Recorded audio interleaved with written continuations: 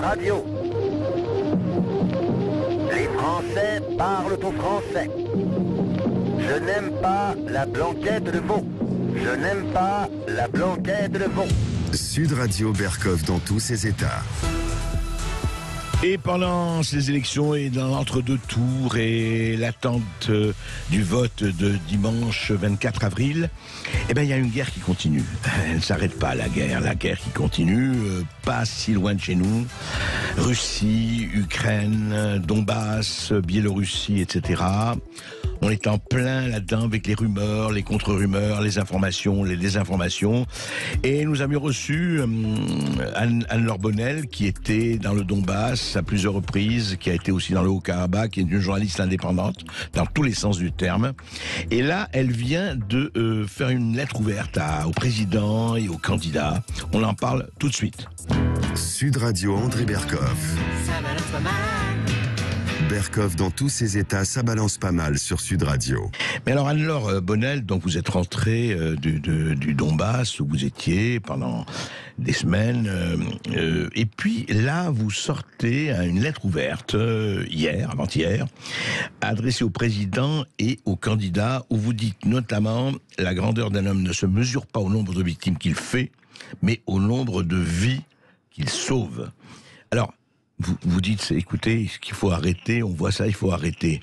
C'est très bien, mais pourquoi elle est fait là? Est-ce que ce n'est pas quand même un vœu pieux? C'est très bien, personne ne va vous désapprouver sur le fait qu'il faudra arrêter la guerre, mais vous pensez que ça peut jouer un rôle, que surtout en France, enfin on l'a vu que pour le moment, la France ne pesait pas, la France et d'ailleurs d'autres pays ne pesaient pas un poids fondamental dans cette guerre. Alors, pour vous répondre, je pense que si on ne tente rien, on n'a rien. J'ai bien sûr un espoir assez petit que ça puisse aboutir à quoi que ce soit, mais il faut tout tenter. Il faut tout essayer. Et cette lettre est écrite après mes différents voyages depuis 2014 dans le Donbass, pour que on puisse déjà réfléchir à qu'est-ce qu'on fait si cette guerre s'aggrave. Les programmes des candidats face à un éclatement de l'Europe ne pourront pas tenir. Il peut se passer des choses très graves. Elle a Ils peuvent aussi aller jusqu'à l'éclatement de l'Europe. Ils peuvent aller jusqu'à l'éclatement de l'Europe. Ces propos n'engagent que moi, mais ce que j'ai vu m'a beaucoup inquiété. Je constate que les États-Unis sont encore extrêmement belliqueux. Alors évidemment, je ne cautionne pas l'invasion russe, mais je dis attention, tout peut déraper très vite. Hier, je parlais avec un ami que je n'ai pas vu depuis 25 ans, qui est financier à New York, et qui me disait, tu sais Anne-Laure, c'est étonnant parce qu'en France, on n'en parle pas, mais Biden est complètement sénile. Et on ne sait pas. Alors, entre deux égos surdimensionnés, qui nous dit que ça ne dérape pas? Comment on peut en être sûr? Un Poutine qui est au moins un égotiste total. Voilà. Et un Biden qui a la tête en l'air. Ouais. Qu'est-ce qui peut se passer? Vous voulez dire tout peut déraper, quoi. Et on l'a vu dans l'histoire. Tout peut déraper. Tout. Mais alors justement, vous... Et par ailleurs, je tenais aussi, je me permets de vous couper la parole, mais au-delà de ça, il y a un moment, peut-être que la France, alors ça c'est un vieux pieux, mais c'est mon rêve, moi je serais très heureuse que nous soyons cet instrument de paix, de dialogue. Mais comment on peut le faire? Alors, vous étiez là-bas. Je veux dire par là que est-ce que on voit ce qui se passe, par exemple récemment. Vous avez vu Ursula von der Leyen qui a dit voilà, il faut donner Joseph Borrell aussi l'Europe. Là, parlons, laissons Biden et de côté un moment parce qu'il sait qu'il est là. Mais l'Europe, comment vous expliquez? Parce qu'il y a quand même quelque chose. L'Amérique, on peut comprendre, elle veut vendre son gaz de schiste. Il y a le complexe militaro-industriel. Je ne dis pas que ce sont de bonnes raisons, mais ce sont des raisons. Mais l'Europe, quel intérêt a-t-elle vraiment, surtout quand on sait que économiquement ce que ça va donner, quel intérêt elle a à ce que cette guerre russe-Ukraine continue? Aucun. Alors pourquoi elle le fait? Pourquoi tous les responsables européens se succèdent, disent voilà, on a 1,5 milliard, on va donner à l'Ukraine, très bien, mais pas pour son développement, pour l'aider à continuer à faire la guerre. Alors, Je reviens souvent là-dessus, hein, mais comme vous savez, en Arménie, l'an dernier, il y a eu une guerre. J'ai documenté les crimes de guerre. L'Europe ne s'est pas émue de la question. Pourquoi elle s'émeut de ce carnage-là aujourd'hui? Peut-être parce qu'ils ont le sentiment que c'est un peu plus proche de nos frontières. Mais il n'y a pas que ça. Je rappelle souvent qu'il y a 200 conflits par an. Alors qu'est-ce qu'il se passe? Malheureusement, je ne suis pas une géopoliticienne pour connaître les dessous des cartes.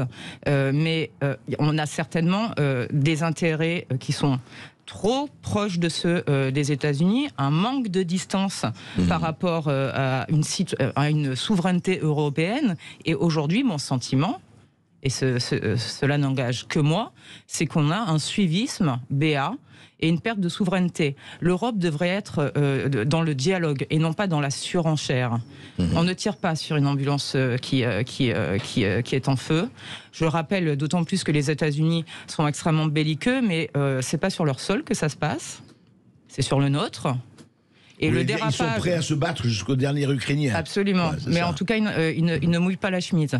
Hormis, on a vu là cette semaine, grâce à Régis Le Sommier, l'ancien directeur de Paris Match, la présence enfin, en tout cas reportée dans le Figaro, de soldats américains qui entraînent à Odessa notamment les paramilitaires ou les milices de tous bords. Depuis 2014, c'est le cas. Les Américains entraînent le bataillon Azov. Il faudrait que l'Europe se pose des questions. Pourquoi elle suit les États-Unis? Je ne suis pas en mesure de répondre et je l'ignore. Et ça m'attriste. Alors justement, parlons, comment à votre avis, sans que vous n'êtes pas ministre de la Défense, mais quand même Anne-Laure Bonnel, comment à votre avis on pourrait déjà avancer sur, parce qu'il y a des négociations, on l'a su, mais apparemment elles s'arrêtent, elles reprennent, elles s'arrêtent, elles reprennent, avec le Premier ministre israélien, les Turcs, etc. etc. Bon, comment peut-on avancer à votre avis? D'abord, c'est, vous dites d'ailleurs, arrêter d'envoyer des armes, etc. Mais alors on vous répondra, oui d'accord, mais alors à ce moment-là, les Russes ont les armes et nous on n'a rien, on est désarmés. Qu'est-ce qu'on fait? Moi, je répondrai à cette remarque. Si nous avions mis autant d'énergie depuis les accords de Minsk, soit depuis 2014, à se battre pour essayer de faire respecter ces accords, eh bien, au lieu d'envoyer des armes, nous n'en serions peut-être pas là. Alors comment, maintenant que les accords de Minsk sont dans une impasse, comment on peut se remettre autour d'une table? Il faut faire appel là aux hommes les plus équilibrés, modérés. Il ne s'agit pas de légitimer l'invasion russe, il ne s'agit pas de pardonner quoi que ce soit, mais de réfléchir à comment l'Europe peut se mettre autour d'une table pour éviter que ce conflit éclate. Il a fait suffisamment de morts, il y a des dégâts qui sont insoutenables. Aussi bien insoutenables pour le pays à reconstruire et des vies humaines qui sont totalement brisées à tous les niveaux. Donc qu'est-ce que l'Europe peut faire? C'est quand même son boulot de réfléchir. Ne devrait-elle pas réfléchir à la paix au lieu d'alimenter une guerre? Et pourquoi on ne changerait pas nos standards de pensée? Comment se fait-il aujourd'hui que prenez le dialogue, prenez la sagesse, prenez la distance, la pensée, l'esprit critique deviennent accusatoires? Pourquoi l'Europe ne serait pas un facteur de paix? Est-ce qu'on est nécessairement un facteur... pour venir à bout d'une guerre, il faut armer ou il faut réfléchir et dialoguer? Mais le problème, c'est est-ce que l'Europe, et là on revient effectivement à ce qu'on discutait, pour dialoguer, il faut des gens équilibrés, et comme vous dites, des hommes et des femmes équilibrés. La question, est-ce que l'Europe possède à sa tête des hommes et des femmes suffisamment équilibrés? Je me pose la question, et Angela Merkel manque beaucoup, parce qu'en 2008, je vous rappelle qu'elle a quand même dit, et M. Zelensky lui est rentré dedans, donc le président de l'Ukraine, récemment, puisque en 2008, elle refusait que l'Ukraine rentre dans l'OTAN. Elle l'a dit. Elle l'a répété. Dit expressément. Ah oui, elle est revenue là-dessus la semaine dernière. Il faut, dans une interview, elle est revenue, elle s'est de nouveau exprimée sur son refus et elle soutient que ce refus était bénéfique pour la stabilité et la sécurité européenne. Qu'est-ce qui se passe aujourd'hui avec les dirigeants? Je ne sais pas. En tout cas, il y a quand même une montée de l'hystérie qui ne va pas dans le sens du dialogue, dont chaque pays européen et chaque pays de l'Union européenne risque de faire les frais à tous les niveaux, que ce soit une guerre. Alors là, je peux vous dire que les programmes des candidats ils vont exploser en l'air, Mais au-delà de ça, la crise économique, vous allez déjà la sentir. L'inflation, vous allez déjà la sentir. Je parle à des gens, à mes voisins, ils sont déjà en train de se demander comment ils vont partir à Pâques en calculant le prix du carburant. Oui, c'est vrai que c'est posé. Il manque d'huile déjà, il y a l'huile qui manque, il y a un certain nombre de produits. Donc aujourd'hui, essayons de l'arrêter, cette guerre. Mais elle profite à qui en ce moment? Elle profite à qui? Elle profite à qui? Alors là, je fais confiance aux auditeurs et à ceux qui écoutent pour se faire leur propre idée et réflexion sur ce sujet. Mais... Et alors Bonnel, alors justement, de ce point de vue-là, vous avez lancé, effectivement, vous avez écrit cette lettre et c'est toujours bien de rappeler, effectivement, un rappel à la raison, pas à l'ordre, mais à la raison, et c'est toujours important de faire des appels à la raison, quel qu'il soit. Surtout, encore une fois, je rappelle que vous ne parlez pas uniquement de votre siège d'éditorialiste, mais vous allez sur le terrain. Et de ce point de vue, est-ce que vous comptez y retourner? Oui. Bientôt?